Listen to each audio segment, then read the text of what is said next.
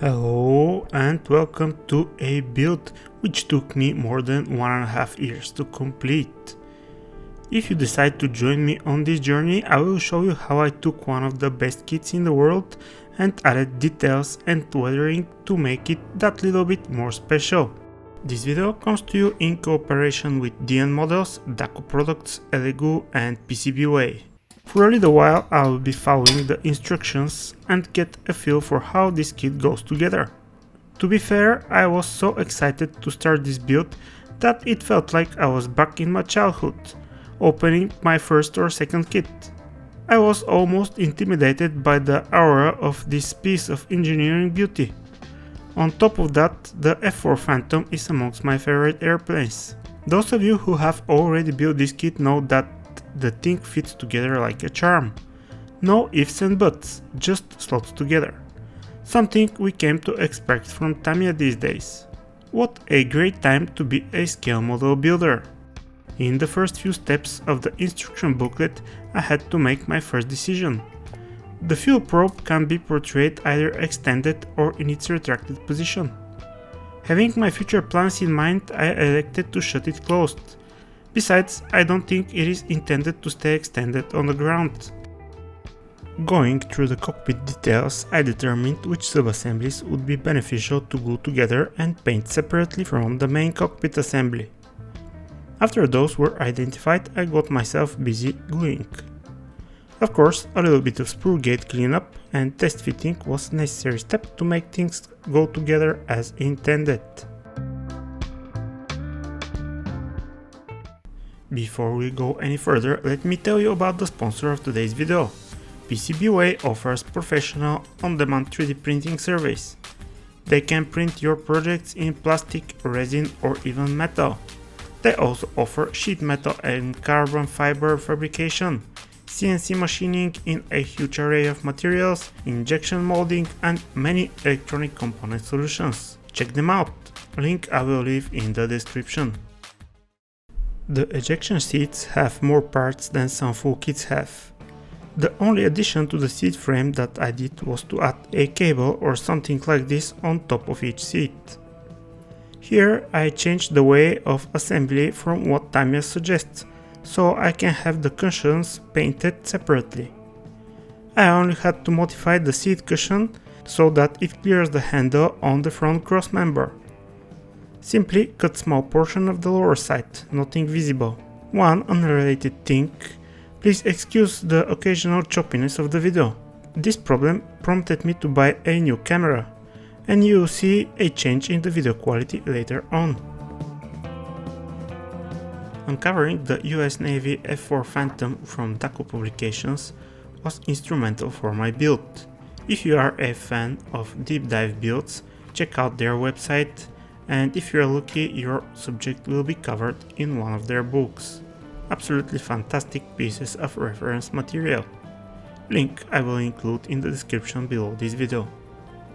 After I made myself aware of the switches and buttons distribution in the cockpit, I started removing the kit details with a scalpel blade. Then, using a center, I punched small holes in the plastic. With that center hole in place, I drilled the rest out using a small drill bit. The A-strain is significant when you have to do this a few dozen times in a scale that is probably not that suitable for such endeavors. I rarely use magnifiers, but this was one of those cases where I had to. To be fair, I'm not sure if I was going to be successful without that help. Another small improvement that I did was to remove the material between the two go-out levers. Small, but I think very needed job. With all the cockpit parts and sub-assemblies ready, I applied a coat of Mr. Surfacer 1500 black primer. Next up, over several high traffic areas, I applied silver paint.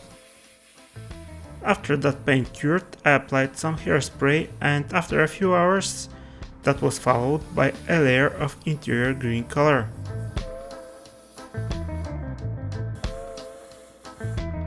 After about 15 minutes, I started the chipping process using water and a stiff brush with a short haircut.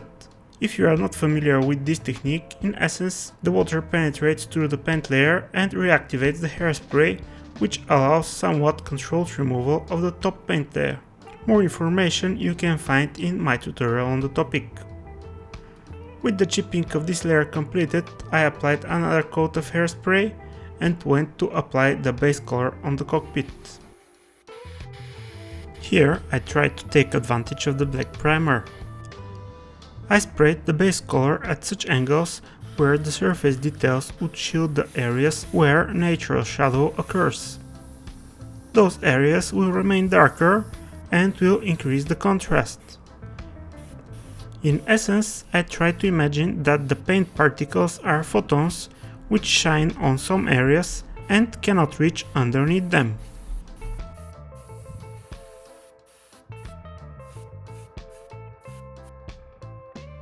To enhance the highlights effect and the volume perception, I added some white paint to the base color. This time I did the zenithal highlighting only on the vertical surfaces. On the horizontal ones I applied this lighter base color in the middle of the panels where that was possible.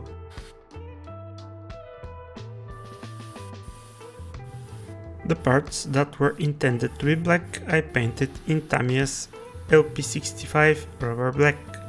In my opinion, this is much more suitable color than straight black. After the base color painting was done, it was time for another round of chipping using the same short hairstyled brush. For me, this effect is very convincing, and indeed very close to what I can see on the reference images. Of course, maybe it's a little bit overblown, but that's what the scale demands. Next up was the detail painting. First, I masked all around the switch panels and then applied the rubber black.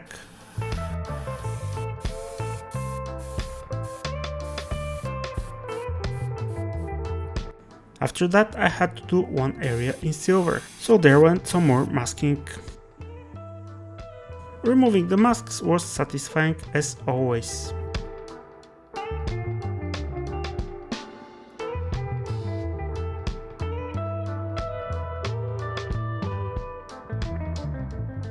To make the side consoles less uniform, I brush painted several panels with dark grey paint.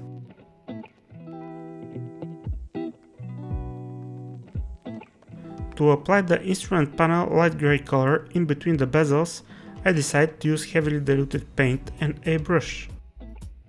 I relied on the capillary forces to distribute the paint in the hard to reach spots. This approach worked out to some extent, but next time I will do things differently.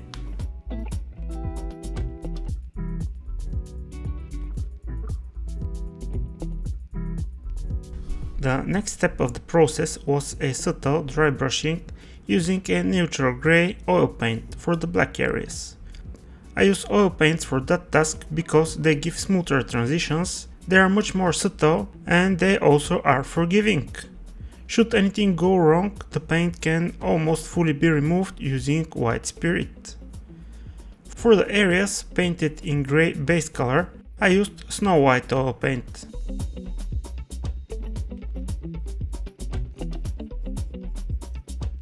Another useful feature of the oil paint is that it can be blended, which can be helpful in numerous occasions.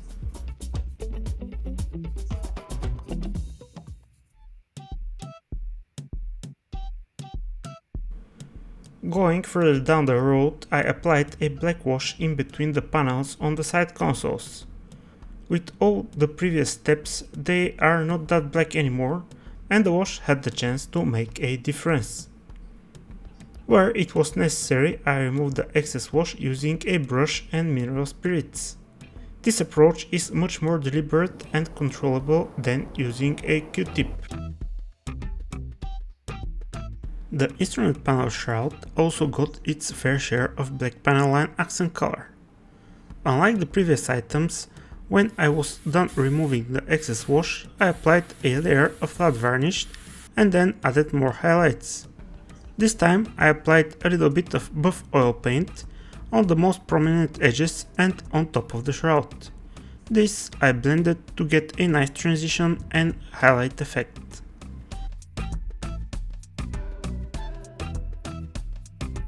Similar approach I applied on the details of the cockpit fairing. Next up, it was time to have some fun with watercolor pencils. With the silver one, I did some paint chipping on the edges of the individual side console panels. I also picked out various knobs, buttons and fuses which otherwise would have been extremely difficult to paint. One more area that greatly benefited from the silver pencil were the ejection seats. Basically, everything that is flat black is dying to get chipped with silver pencil. Some other knobs I picked out with light grey pencil. That in combination with an ivory black pencil also turned out to work well for superficial paint distress on the grey surfaces. One cool thing I discovered is that when I brushed the excess pencil away, what was left looked much more realistic. Next I applied some gloss varnish in places to protect what was already done, in others to prepare for decals application. Mind you, if not cured properly, oil paint will get dissolved by the lacquer varnish. And the pencils, well, it is hit and miss in my experience. To take advantage of the kit instrument panel decals, I had to cut them in pieces first. Where it was appropriate, they have the instrument face along with the square bezel around it. With this I will be able to hide my not so good paint job. The application was the familiar process. I used Mr. Mark Setter to glue the decal to the surface, and after the excess was removed, I used a Gamma Hypersol, which is very potent softening solution, to conform the decal to the surface features. I worked on small sections at a time, giving the softening solution enough time to do its job. Any accidental touch while still soft would destroy the decal, and that's no fun. Other than the kit decals, I bought some stencil decals from Anis. Those give so much in terms of busy look and realism.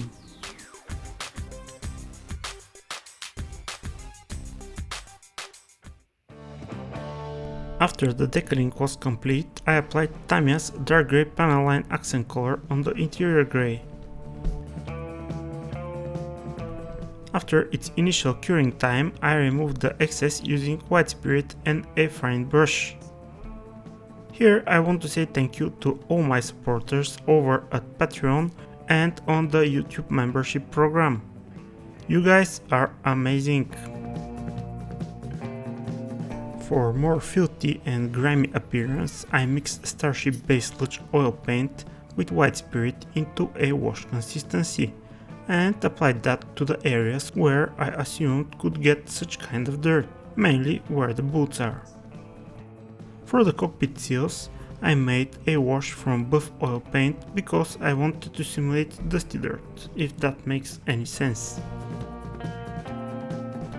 Once the excess oil paint was removed, I set the parts aside to cure.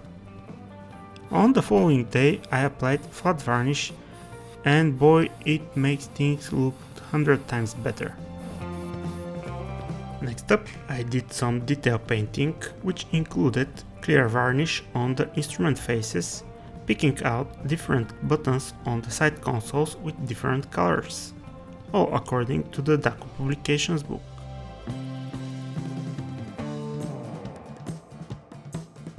Where I felt the silver chipping was not enough, I added some more. To represent the screens of the radars, I used red translucent paint. For this and for other brush painting applications, I strongly recommend using acrylic paints.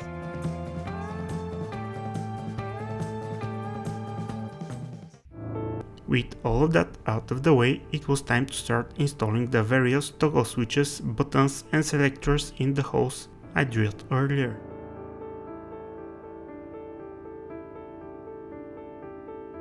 All the switchgear was painted while it was on the supports. I even gave them a wash for better contrast. I have to say it was a very tedious task, but I enjoyed the result after every single item was installed in its place. Very rewarding job.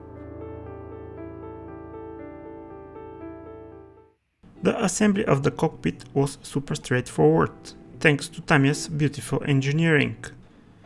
I only needed to pay extra attention to the pieces where I had the new parts installed, because those are quite fragile. For the majority of the assemblies I used Mr. Cement SP, because it is super thin and can reach deeper into the joint, which means less glue is needed for the same job, which means less risk for melted plastic oozing out of it. For the pilot side consoles I used the Mr. Cement Deluxe, as it gives me the extra working time I need to delicately place those two into position.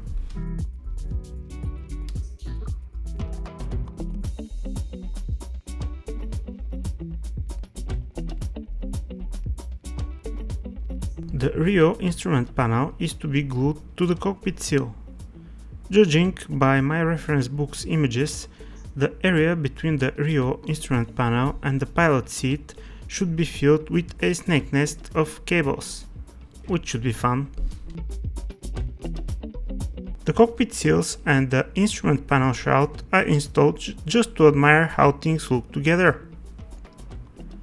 On the instrument panel there are two levers that the kit does not offer.